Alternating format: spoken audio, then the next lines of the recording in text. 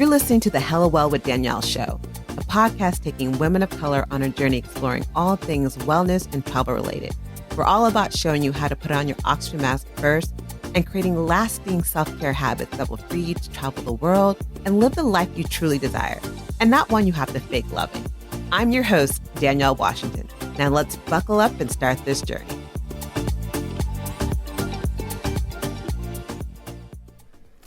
Hello, and welcome to the Hello Well with Danielle podcast, your weekly mental vacation from the daily grind for busy women who just need a moment to pause, breathe, and woosah. I am your host, Danielle Washington, and today's topic literally snuck up on me like someone trying to scare me, and it's called menopause, or actually, let me rephrase that, it's called perimenopause. And I'm sure it's doing the same for some of you, and that's why I wanted to talk about it today. So we are going to jump into perimenopause, the expanding belly, and the irregular periods that are happening for many of us, and kind of going through that because it is a what the F moment, because I just really don't get it. I wish that we were taught more about this. And it's where I am right now. And a girl is kind of like, again, what the F? So before we get started, I always love to start some breathing exercises. One of the things that's been happening a lot with this perimenopause is having like these crazy periods. Like I feel like I am flowing like a river.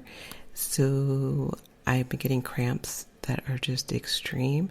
So I wanted to give you guys a breathing exercise that's great for many different things. It's good for lowering your blood pressure. It's good for when you have cramps. It's good for so many different things. It's called Ujjayi breathing or ocean breathing, and it's really simple. You probably hear this in a lot of yoga classes, but it's something that I actually do in general. So when I'm doing all my other breathing exercises, I utilize this when I'm doing box breathing. I utilize this when I'm doing 4-7-8. I utilize this when I'm doing alternate nostril breathing to some degree, because it doesn't always work the same way, but it's just a great way to incorporate this breathing style when you're doing other breathing techniques. To make the Ujjayi sound, you need to constrict the back of your throat, and that's similar to the constriction you make when you're trying to speak in a whisper. So when you're doing like this, that's how it's the same type of experience. So kind of think about that, or think about if you ever made a Darth Vader voice, that's the same thing. So this gentle constriction creates the sound, and it sounds often like the ocean. So it's also called the ocean breath. So in this breath, we're going to breathe in and out of our nose, and we're making the constriction of our throat, and the air is going to be passing through as we're making this constriction. So on the inhale, you're going to want to expand your sides to your back, all the way up to your clavicle. And this type of breathing really helps gently massage the organs and bring more oxygen and prana, which is that life force energy, into your body. So let's get going. So sitting up tall and closing your mouth, and begin to breathe by inhaling deeply. And it sounds something like this. And exhale. Again, inhale. And exhale. One more time.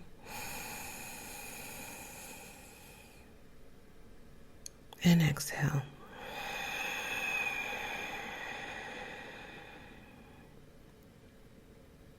And take a moment to be still. In the beginning, this may be a little bit challenging to do, but with some practice, it really does become effortless, and it's a great breath to incorporate into your other breathing exercises. And take a deep inhale in. If your eyes were closed, flutter them open. And let's get ready for this heart-to-heart chat about perimenopause, expanding bellies, and irregular periods. Oh my. I say oh my because I'm like, I didn't see it. it like literally was living my best life in my 40s, and life was good and I was chilling. And I think the first experience of this really was a couple of years ago, and I didn't realize this was perimenopause.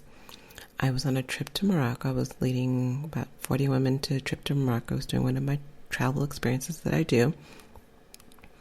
And my period happened. And all of a sudden I was like, well, this is odd. I'm like, why is my period happening? Okay, this should be fine. Let's get some pads. We'll be fine. We'll have enough. I was carrying something in my bag just in case.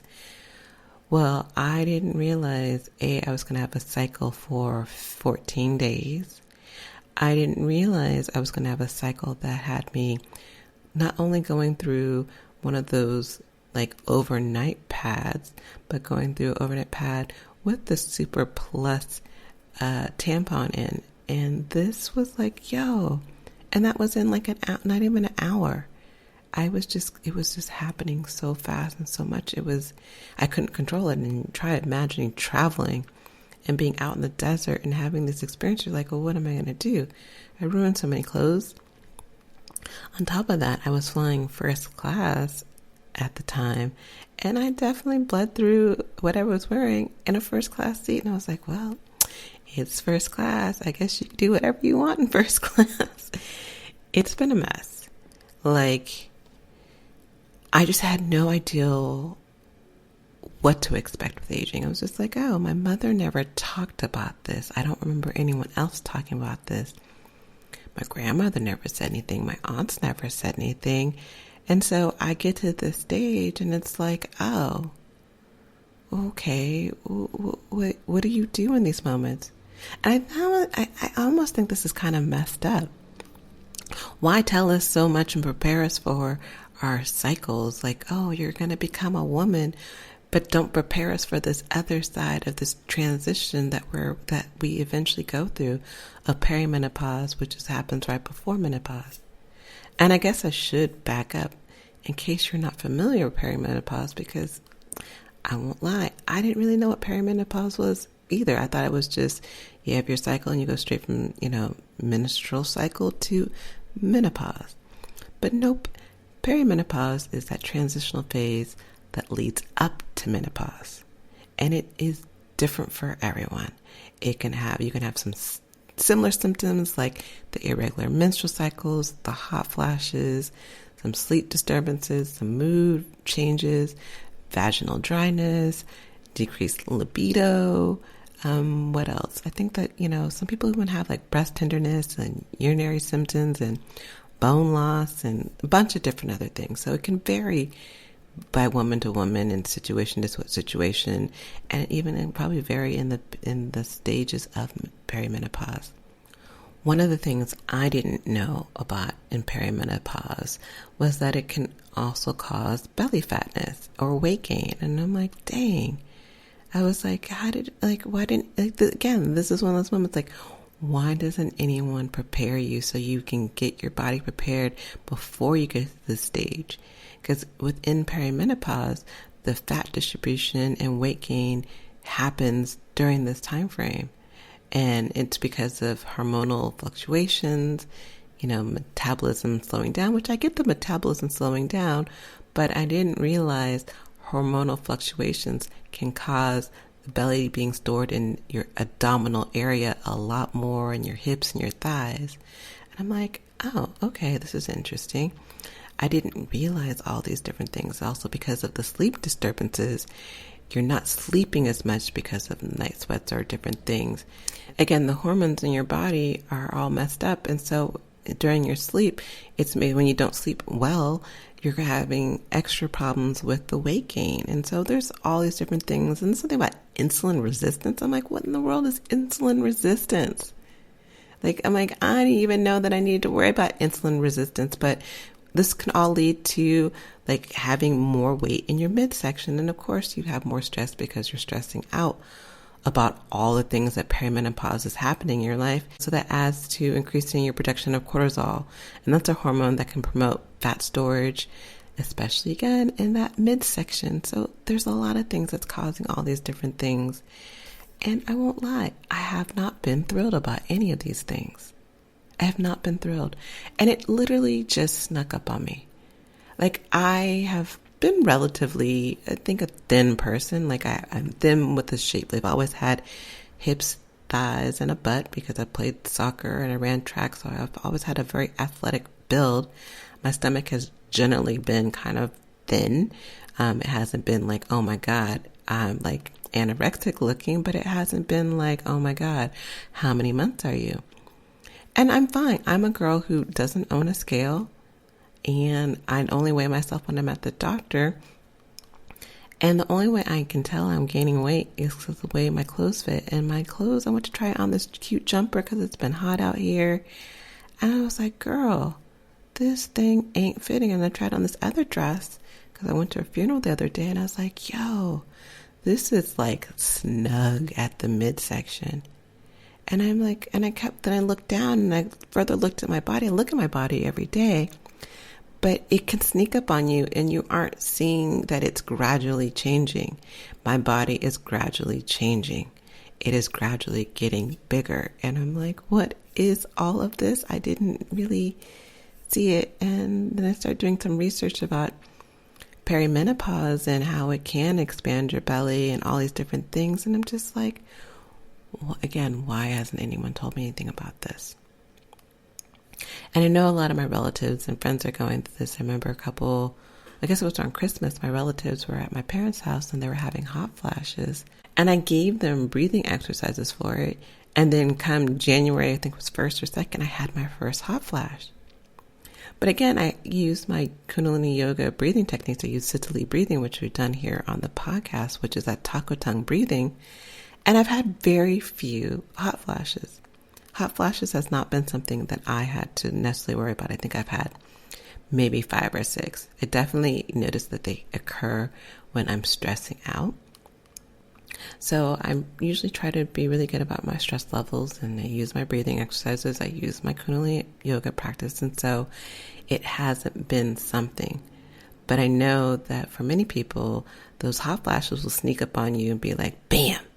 Oh, heat flash, hot flash, when you least expect it. I think the same thing for night sweats. I have had those, which I guess are the same thing as a hot flash, but I guess it happens at night. I haven't done a lot of research because honestly, I'm in denial. I have been in denial that I've been in perimenopause for a while. My period has not been regular for a couple years now. And I was just like, oh, this is like when I was younger, when I weighed so little that my period would happen every now and then. I'm like, I was just going back to that one. When I started doing that and I started having like the extreme heavy bleeding, I went to go see my doctor, and my doctor was like, oh, yeah, well, this is the menopause situation. I was just like, oh. Okay. She's like, you're all right on track. And I'm like, well, I don't really like being all right on track. This is not the track that I wanted to choose. I didn't want to choose a track that has me feeling like I am the newfound river of this world. I don't want to feel like I have cramps like that are horrible. I never experienced any of this. When I was younger and people would miss PE because of cramps, I was just like, man up. What is your problem? Now I'm at the age in the situation that things are going on. I'm like, oh, I get it. I totally get it. You add that on with night sweats, and I'm just like, my hair is a hot mess because I sweated that out. My sheets are a mess because I sweated that out. This is not fun. This is not fun. This unexpected arrival is just not fun. I always had this image of what aging would look like. I thought I would age gracefully. I'm like, I look at Claire Huxtable on The Cosby Show. I'm like, about her age, and she wasn't going through any of these things, not to my knowledge. I look at all the TV stars that I think about that are around the age that I am. I'm like, my birthday's in 2 weeks, so I'll be 49. And so I look at them and I'm like, I don't remember anyone talking about this. Heck, I even look at the Golden Girls. They didn't really talk about this. Nobody told me about this.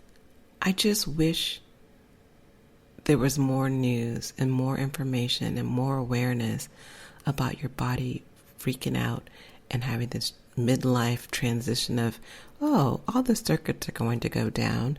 Please be prepared for everything going crazy. No one tells you. No one tells you about the mysterious belly gas or the infamous hot flashes or the emotions. I'm not having a lot of emotional issues or situations, but I know friends who are. Because this thing goes beyond just the physical. There's like a whirlwind of feelings that most people have.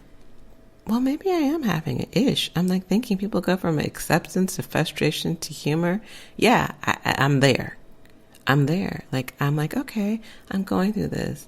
And then I was fine with the periods. Well, I wasn't fine with the periods, but I'm like, okay, I can deal with this. But it's what got me, what really got me to the frustration and freaking out was the belly. I was just like, I'm still single.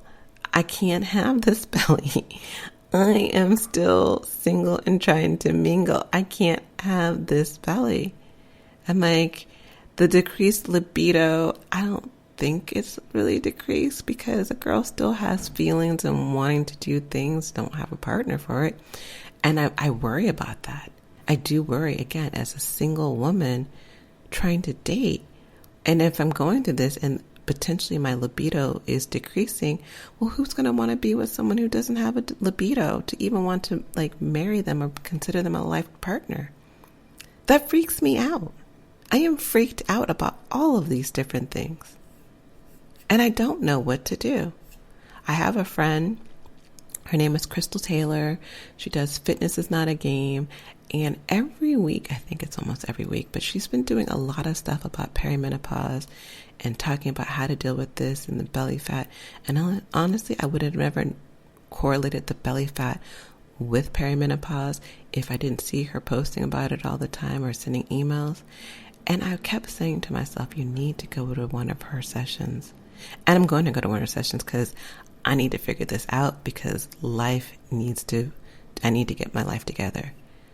Like if I had known all this stuff, I would have been doing more exercises. I would have done more cardiovascular exercises. I exercise regularly with my yoga practice, but I don't think it's enough. I think I need to add in more things. Maybe it's adding in a dance class. All I know is I don't have the support of a community. I don't have any information because I also have been running from acknowledging that I'm in this situation. And I think that will be helpful. I think getting that. I remember reading something online when I was kind of preparing for today. Something's like, oh, talk about the silver lining of it. I'm like, silver lining? Like, heck, what is the silver lining of perimenopause, having irregular periods that can come at any time, no matter where you are, because it happened again in Egypt. And I'm like, dang, I was so good. And, having hot flashes and all these other things, like I don't see the silver lining.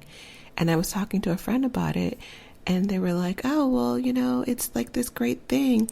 It's about, having this, releasing of the reproductive worries. I was like, I wasn't worried about reproduction in the first place. I wasn't getting any. So unless I was the next Mary, I wasn't worried about having a kid. I haven't been worried about having a kid for a really long time. Like, I have not been worried about that. And then they're like, it's like the next chapter in your life. And how are you celebrating it? And I'm like, I haven't even thought about it as a next chapter. I haven't even thought that this is transitioning to another part of my life and that it means something. And my therapist asked me, well, what does it mean? Have you made a ritual around it? And I'm like, no, I just feel like I'm just kind of going through life and this is sneaking up on me. So I'm not really stopping to pause to realize, what does this new thing mean to me? How do I feel about it? Are there newfound energies and things that are going on? Like, I don't know. Does this make me want to prioritize my self-care more? I don't think so. Do I feel like this is a time to maybe reevaluate my life? Possibly. It can be a time for reflection, for reevaluation, for setting new priorities and goals. But you got to acknowledge and accept, or I don't know what it is. I need to start running from it. I need to become more aware. We need to become more aware. We need to learn more. We need more support. Because I got to believe it's a little different for women who are of color than for other women. All I know is this is happening. This is where I am. And oh my goodness, it is a roller coaster of emotions, of experiences, of everything. So I hope that you have support. I hope that you are learning about something. If you're looking for support, please check out Crystal Taylor at Fitness is Not a Game. She is the real deal. I don't know why I've been slipping on it. I've had this great resource at my hands, and I've been acting like, oh, I'm not going through all those things. I'm fine. No, you're not fine. You just weren't paying attention to your body is transitioning, and it's time to wake up and get on this game. So I'm sure I'll be talking about this later on in other episodes, but this is where I am at 2 weeks out from my birthday, looking at my body and thinking, God, when did you get a belly? When did you start expanding your hips a little bit more? When did these hot flashes or night sweats start happening? And when in God's name will these like river flow periods that are irregular AF stop? And the thing is, before I even go, I'm afraid. I'm kind of torn. Do I want my period to stop and I hit menopause completely? Or do I want to stay in this perimenopause space because it means that I'm still getting a period? I'm conflicted. I don't know. But on that note, I'm going to go get something to drink because I feel like it's time to hydrate. And I'm wishing y'all a great Thursday. I'll talk to you soon. Ciao.